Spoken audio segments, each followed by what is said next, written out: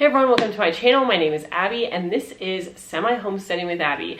Basically, this is my quest to learn a bunch of homesteading skills, live off the land more, be more self-sufficient, all that good stuff. So one of those skills I've wanted to learn for quite a long time now is the ability to make my own bread. So I thought it was time this week to make some sourdough bread. Now, a little confession here, I tried to make a sourdough starter a few weeks ago, and I think I did just one too many things wrong. It looked like it was working after the first couple days, but then it kind of stopped rising that well, and a lot happened in life and I just forgot to feed it and all of that. So I gave up on that for now, and I just took some of my aunt's sourdough starter. She made her starter herself a couple years back, and so she offered to just give me a little bit so I could feed it and get the bread making process going. She FaceTimed me and walked me through how to actually make the bread for the first time. The video you're about to watch is me trying to make it for the first time by myself. I thought it was going wrong. The starter wasn't really doubling, and then I thought I didn't discard enough starter, and then it looked a little deflated, but when all was said and done, the loaf turned out beautifully. We have eaten some. It is delicious, and I'm now obsessed with making bread. So I hope you enjoyed this video of my first independent sourdough loaf bake. Enjoy!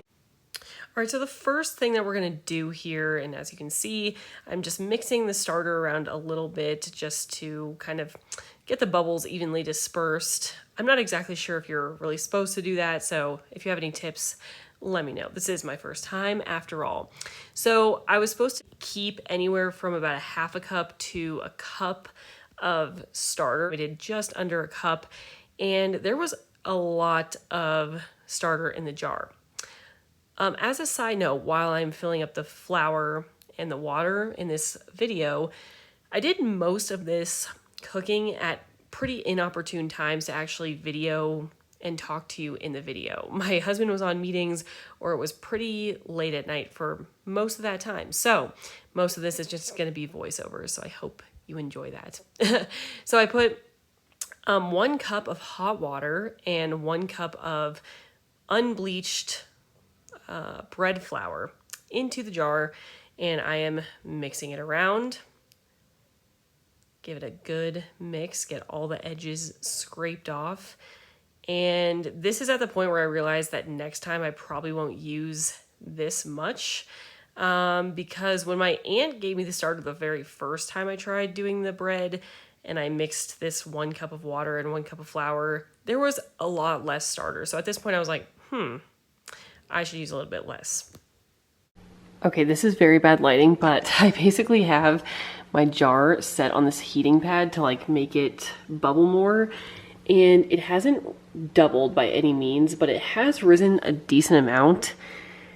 And so I'm debating whether I need to wait a half an hour more or just try to make the bread. The only issue is it's already 9:30 and I wanted to go to bed at 10.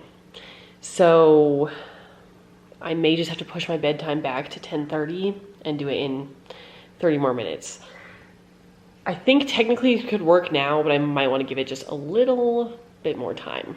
In the meantime, I'm going to get my supplies ready. So I just need 100 grams of starter, 350 grams of water, and then 500 grams of flour.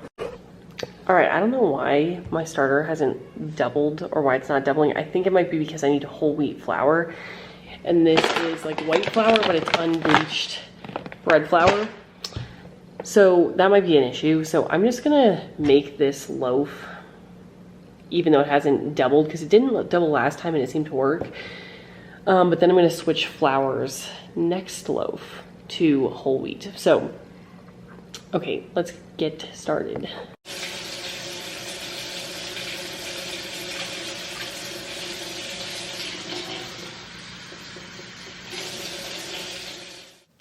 So I put my bowl on my kitchen scale and I zeroed it out. Then I'm adding hot water. Now I'm not going out and heating it up. I'm just using as hot as it comes out of the faucet. And look at that, I fixed my lighting. This is where you want to be very, very exact with the water. And so that's why I put like an extra little drop in to get it to 350 grams exactly. Now, I was a little bit suspicious about my starter because it wasn't doubling, but it did look pretty bubbly. So I figured I guess I'll just go for it. This I put 100 grams in, and apparently it's less exacting here. Like, you don't have to have 100 grams. It's anywhere really between 75 and 100. If you go a little bit more, that's okay too. I was thinking I was running out of bread flour, which was a little bit stressful because I had no other bread flour at home. So I needed 500 grams. I think the entire bag had about 550, honestly. Like, it cut it pretty close, but I did have a little bit left over to kind of dust surfaces. So as much as I can tell, it seems to be about, I don't know, 3.5 cups or so of flour, but obviously you want to measure in grams more because you can pack flour at different rates and it can vary a lot. So this is the part where you really want to be exacting. So after I added the water, the flour, and the starter, I just took my little handy dandy spurtle and I started mixing the dough to get it to kind of a sticky consistency. As you can see here, it has, it's like pretty well mixed. It has some flour chunks, but yeah, pretty well mixed. This is the part where you're getting your hands dirty. As you can see, you're gonna wanna wash your hands, take your rings off, all that good stuff, because you are gonna be in the trenches here in the dough. So you're gonna run it through your fingers, kind of be squishing it, turning it around, running it through your fingers. Like I said, it's gonna be extremely sticky. Try to get as much off your fingers as possible before you kind of just try to form it into a little ball at the bottom of the bowl. And that is where you're gonna let it rest for about 30 minutes. All right, so this is what it's looking like. This is what it looked like last time. So I think so far so good. I have it in a little ball. I'll wet this towel and put it right over the bowl to sit for 30 minutes.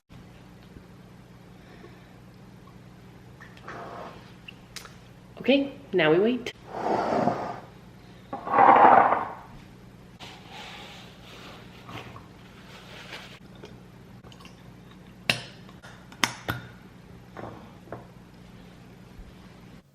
All right, we're back. It's not quite bedtime yet because we need to do a little bit of stretching of the dough. Now, this doesn't take very long, which is good. So I was probably in bed like 5 minutes after this, to be honest. So what you're gonna do is just dust your hands of flour and start working your hands around the edges of the dough to get it so that you can pick it up. Now, it's still gonna be kind of sticky. I can't remember if my first loaf was this sticky or not, but either way, it worked pretty well. So you're gonna take each side of the dough, stretch it out and fold it over. Then you're gonna kind of do the same thing in a different direction. So you don't just wanna keep stretching it in the same direction every time. You're gonna kind of rotate it in your hands. So after you've stretched it a few times, you're gonna wanna kind of cup the dough to get it into more of a ball shape. As much as you can with it being this sticky. It should be a better consistency than the first go round of having dough in your hands, but it should form a ball like this. Now, all you have to do from here is just take your wet towel again, cover it back up, and you're gonna let this bowl sit overnight for about 10 to 13 hours. And when you come back tomorrow morning, it should have risen a little bit. Okay, so this is what it looked like the next morning. Again, I was a little concerned because I thought that maybe it didn't rise enough, but I figured let's just see what happens. So I dusted the countertop with some flour to make sure it's all nice and floury. And we're gonna do the same exact sort of stretch method that we did the night before.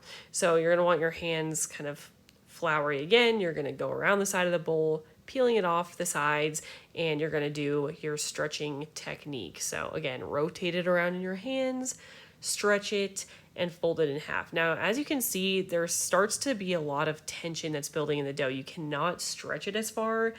And from what I can tell, that is a very good sign because that allows you to kind of cup it into this round ball form more. As you can see, it's not sticking on my hands as much. And so all of these were definitely good signs. I dusted the whole thing with flour and continue to cup it and just make it a ball, a good dough-shaped ball. You can do it in an oval shape or circular shape, either one, but I went for circular today.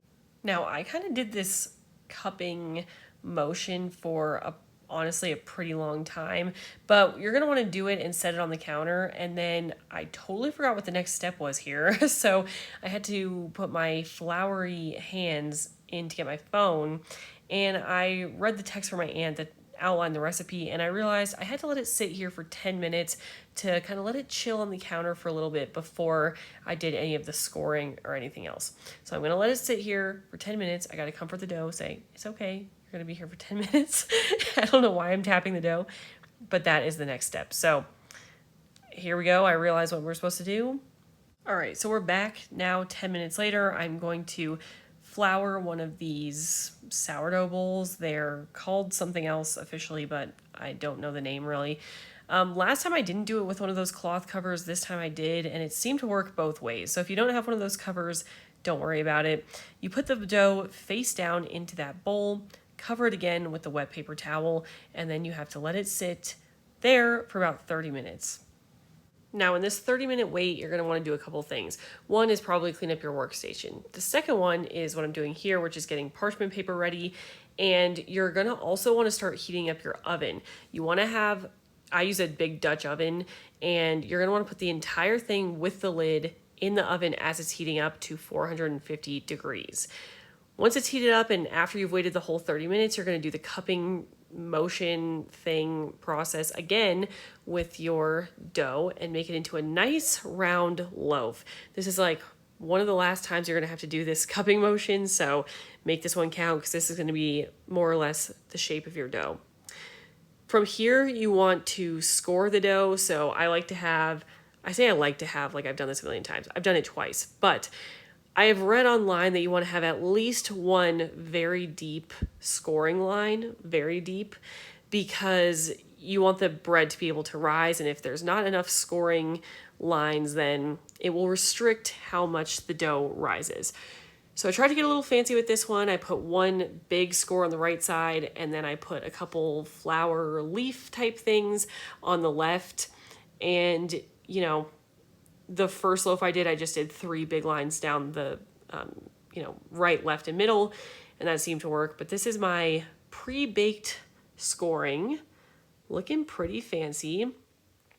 I then put the dough on the parchment paper, and I just drop the parchment paper into my already hot Dutch oven.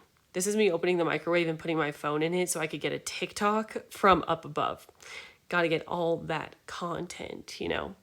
Okay, so now I have my hot Dutch oven, and I'm going to go put it back in the oven. And this is the final product. I am so happy with it.